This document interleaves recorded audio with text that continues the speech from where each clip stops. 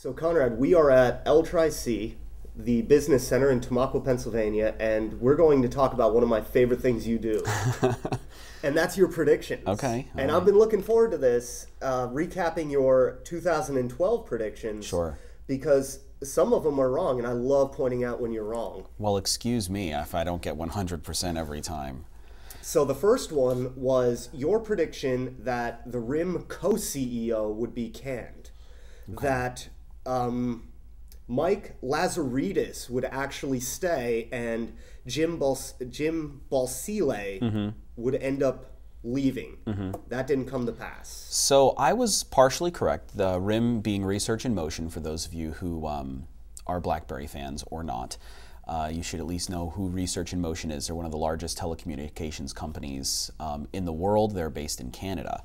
And obviously they're under a lot of fire right now, John. So a lot of people are making a lot of predictions, and one of mine last year was that Jim would become sort of a scapegoat of sorts for their declining market share and a lot of other issues.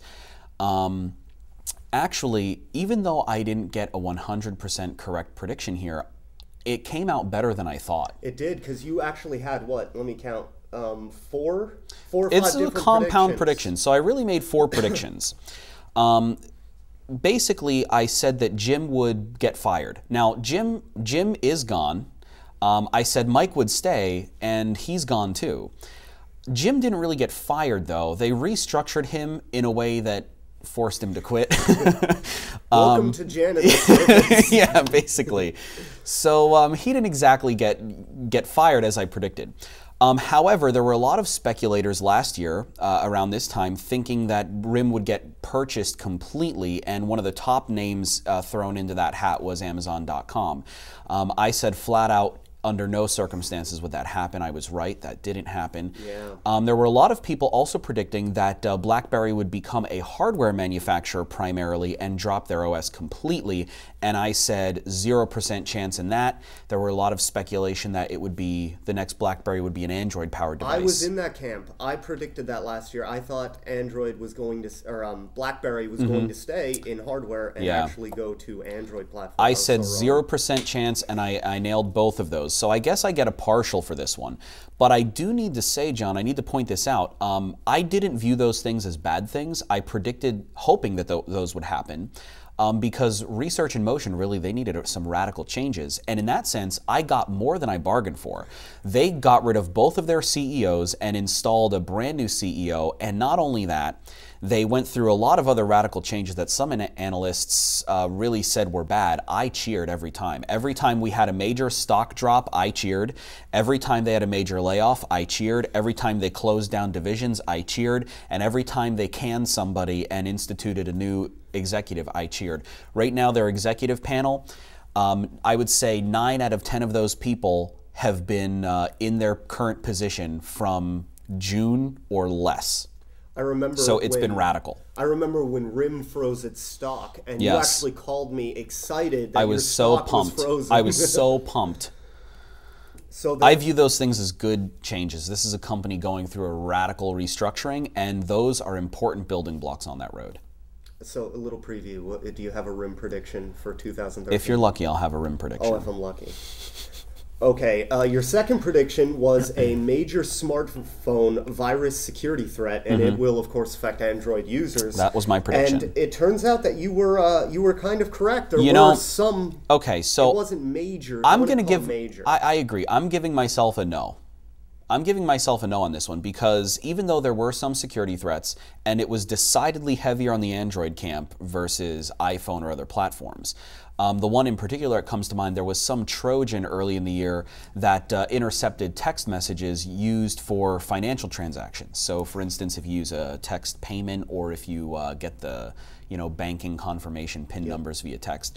But when I made the prediction, I was thinking I was specifically predicting like epidemic, like it would be on the news, like CNN would report it, and we didn't come close to that. So I'm giving myself an incorrect. Well, I mean, there were some Trojans that would steal information and stuff like that were reported, but not mobile on TV. spyware, and it never really was at the scale that I thought it would hit. So I'm definitely giving myself a no dice on that. Number 3 was Apple Maps and the iPhone 5, and you predicted that they would unveil their own Maps platform to compete with Google Maps, which was correct, Yes. without a doubt. And it wasn't called iMaps, unfortunately. No, I expected that, though. I know. I did. I know. So you said that was going to be late 2012, possibly fall. I believe it was a little bit earlier than that. It was not. It was September 28th. I was Was it? 100% correct. This was a compound prediction. I called Apple Maps, I called the iPhone 5, I called the larger screen, I called the release date, and I called the inclusion of Apple's own mobile ad platform, and I was 100% correct on all 4. It was called the iPhone 5, bigger screen, Apple Maps, mobile ads, fall. Yeah, that was pretty dead Hit that on. one out of the park. I remember when they released the Apple Maps, and I was like, you got it again. How did Full you do this? disclosure, I am also an Apple shareholder. So everyone knows me as a Research in Motion shareholder. I'm also an Apple shareholder, and I have found those 2 companies, for myself at least, since I watched them closely, they're pretty easy to call for me. So thanks to the Apple stock, you can afford to drive a Lincoln, but because of the RIM stock, you can't afford to put gas in it. Something like that. Something like that. So yeah, I did hit that one out of the park. That one was a pretty easy call for me. So the next one was social growth exhaustion, and I got to say that I don't think it exhausted nearly the level. So here's what that prediction really meant. That prediction, what I was referring to, is that by the end of 2012, most of the people who are going to engage in social networking will already have. In that the runaway growth would stop. That doesn't mean individual networks won't get so you new mean signups. like an influx of flooding of Yes. like, oh look, I this mean, is trendy now. social at large. Like right now, like Pinterest is growing, Quora is growing. You have the new MySpace, which is going to be growing. I didn't mean that that wouldn't happen. I meant that the number of users involved in social networking at large would stop its rate of growth. Now, in that sense, I don't know if I'm right or not. I think I am, but it's too early to call. So here's some numbers that I looked at.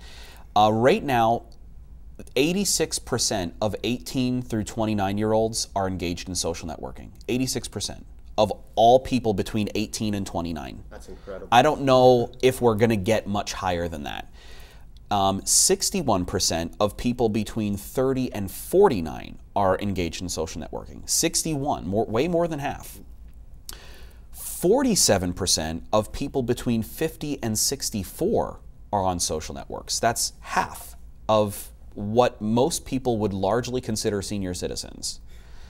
And what I think is the new senior citizens, the 65 and up, still 26% are using social networking. Do you think there might be some more growth in the 65 and older? I think there could be. I think there definitely could be. People are, right now, if you look at generations, families are spanning larger time frames, and you know what? As a lot more people who are 18 in that 29 bracket, they're having kids, they're starting families, and guess what? Grandma and grandpa are going to want to be on Facebook, and they're going to want to be on Pinterest or Instagram in order to, know what's going on with the family, share pictures and that sort of thing. So I think that segment's going to grow. So it's too early to tell. We'll have to give it another couple months, but I think our runaway growth of the social media landscape at large is definitely exhausted. There was a cool story I read around Thanksgiving where this family used to always have Thanksgiving dinner together and couldn't because their children were off all over the place, and they did it with an iMac, 2 iMacs. Oh, they had an iChat Thanksgiving? Yes. I like that. I think they use Skype. I like that. Okay, cool. Number 5, mobile search goes 50-50, and this one you were dead on with, and it actually happened really early. It was super early. It was Q1. I called that mobile search would go 50-50, and for those of you who aren't sure what this means, I know this is something that we talked about a lot, John, is that the entire search landscape globally would be 50% desktop and 50% mobile. And I predicted it would be half and half this year. Now, is it going to get more than that? There's a good chance it will, but I predicted it would go half and half this year. And what we now, at least in the marketing industry, refer to as Mobile D-Day was actually Valentine's Day. Was it Valentine's Day? It was Valentine's Day. Wow. It was Mobile D-Day. Everybody had to order flowers and candy real quick. And find restaurant reservations, movie listings, etc., whatever people were doing for Valentine's Day. So Mobile D-Day was Valentine's Day. That one was a 100% correct prediction. So number 6. This one's actually a bit of a tough prediction, and to summarize it, especially in a paragraph, but it was mobile convergence, which is mobile devices, tablets, phones, etc., become just as capable as your PC, or in our case, our beautiful Macintoshes. So this was sort of a compound prediction. Mobile convergence is the name that I sort of assigned to it. I don't know if this effect has a real name. I don't think it does. But really what I'm referring to here is you have a lot of talk about the mobile web and is this mobile ready and et cetera, et cetera. That is going to be a conversation of the past. You had companies cropping up to take a website and make a mobile capable version of it. That's never going to happen again. I think that it's not all the way there yet. It's not actually as far as I thought it would be. The reason why I thought it was going to happen in 2012 is because at the end of 2011, when I had made this prediction, Research in Motion and BlackBerry, they basically, when they launched their BlackBerry 7 mobile platform, it basically, on the web standards score, the mobile browser scored higher than many desktop browsers. So what they had decided to do is create an environment where their mobile devices wouldn't attempt to display mobile websites at all. They just display the real websites. And as a result, BlackBerry users, I mean, I've never been to a website that doesn't work. I thought the other manufacturers would do this much quicker than they are.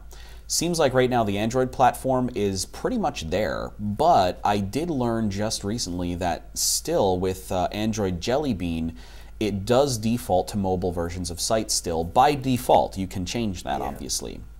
iPhone still defaults to mobile versions a lot. I would have to look at it side by side and dig in deeper, but in terms of this convergence, it seems like the iPhone's the less capable there. But right now, if you're an Android user, if you're a BlackBerry 7 user, it really seems like the difference between the mobile web and the regular web or the desktop web is really becoming a conversation of the past. It's really irrelevant. Will the face of the web change? Yeah, it will. I'm not saying that it won't change. It definitely will change. You'll see trends like responsive design, which is going to become a major player. Web first is part of the conversation, web first design, but I don't think that's going to be much of a trend at all. It'll be responsive first. The next one, I remember calling you when this happened and laughing at you because I love it when you're wrong. I was really wrong. You were real wrong on this one. Despite rumors, Facebook still does not go public. Now, people have been shouting for Facebook to go public for years. It started when and Facebook years launched. and years and years. And every single year I've predicted Facebook does not go public. Not for financial reasons. Because I was predicting Facebook does not go public for control reasons. See, some people think President Obama is the leader of the free world. It's actually Mark Zuckerberg. And he wants that control. So my predictions about Facebook not going public were 100% because of that. Now, in the structure that it did go public, Mark has overwhelmingly, his shares are overwhelmingly weighted in his favor, which I'm not surprised by. Though this was a bit of a compound prediction because I also said, but if they are going to go public, 2012 will be by far the best year for it because social growth exhaustion, my fourth prediction. So I said if it does happen, 2012 would probably be the year, but at the same time, in the same breath, I voted no, that it won't. But here we are. And you can now buy Facebook stock. I don't know who would want to. It's gone up in value slightly, and I have a prediction about that coming up for 2013. Ooh, all these previews. The number 8, your 8th prediction, also had to do with Facebook, and you were half right on this. This was a compound prediction because I made a prediction and I gave it time. Yeah, you said the ads would appear in the feed, in the news feed, but you said first quarter, and it didn't happen until the third quarter. Yeah. So ads, you now have ads in your Facebook news feed. I said this was going to be early on, first quarter, but it didn't happen until the summer. But you do have ads in your Facebook news feed now. So that one was a correct prediction. I have more predictions related to that too, coming up for 2013.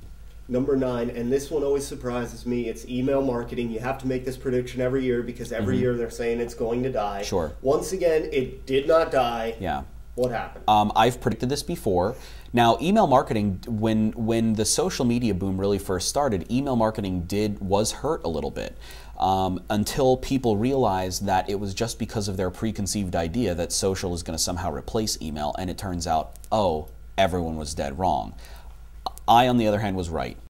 Not going to say, all right, we can high five. But I did predict that would be a passing trend. Email's going to take a little hit because social is so hot, but they in no way replace each other. They don't try to replace each other. They both have different strengths and weaknesses. It's talking about cars versus airplanes. Yeah, it's just a different animal, you're right, especially for corporate communications and especially for marketing. So I predicted again for 2012 that email is still strong. And actually, I speculated that it would even get a bump, and it did. Email marketing response rates are up, not down, especially in the business-to-business segment. It turns out, in a recent IDC study, the email is the thing that people checked first and last every day. We have smartphones to thank for that. People check their email more frequently on their smartphones than social media. One new trend that a lot of companies are starting to go back into email is because it's greener. It costs less and is less impactful to resources in the environment to communicate with someone via email than almost any other method, including social.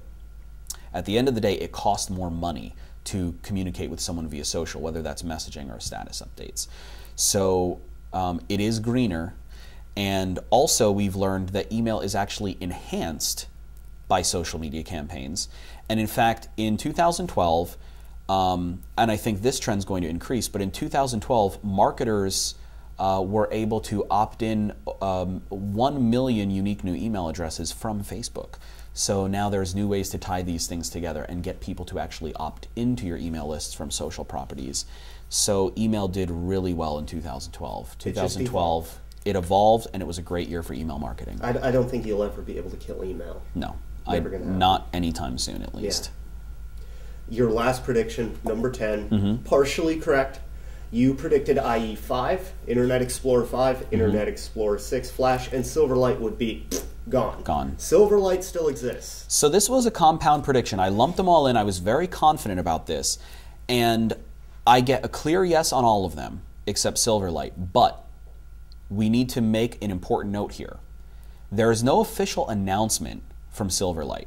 But look at the Microsoft website. They have not updated it since fall of 2011. Yeah. So if my guess is right, they are just delaying the announcement of the end of life of Silverlight. Right now, if you look at the entire web, Flash, even though its end of life is come and gone, Adobe doesn't support Flash anymore. You can download the plugin, but development is over. It's done with. The Flash people are moved on. They're working on Adobe Air or something else. Flash is over. 27% of websites on the internet incorporate Flash. 0.7% of websites on the internet incorporate Microsoft Silverlight. So I think Netflix uses Silverlight. They do. So they do. That could make it. That could come. It might make it hold on a little bit longer. Their whole thing around. Do you know why? It's because Netflix works on a lot of devices that aren't HTML5 capable. But you're going to see that change, and HTML5 is going to unseat it. That's the reason why all that other stuff is gone, and it's going to unseat Silverlight too. HTML5 is definitely taking over. I think they're resistant to make this announcement, but I think for all intents and purposes, at least in Microsoft's eyes, I think it's over, and they know it. So before we close out the video, can you just give us maybe a little tiny sneak peek at what's coming for your 2013 predictions? All the big names are on it. Everyone that you expect to see.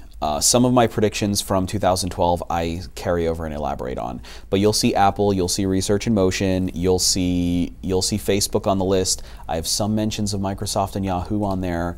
So you'll see. Is there any Twitter? I see, like last year you didn't make any Twitter predictions, and I don't think you did the year before. I didn't make any Twitter predictions. Twitter is a really interesting animal. You'll have to wait and see. You'll have to wait and see. But I have some interesting predictions, a few of which might be controversial. Ooh. I also have a bonus prediction for my friends working in the radio industry. As you know, I have a background, I was a radio program director, so I make a bonus prediction for the radio industry. Stay tuned to your blog, I guess. I All guess right. That's what we're going to have to do. Yeah, we have my 2013 predictions are coming up soon. ConradFlynn.com.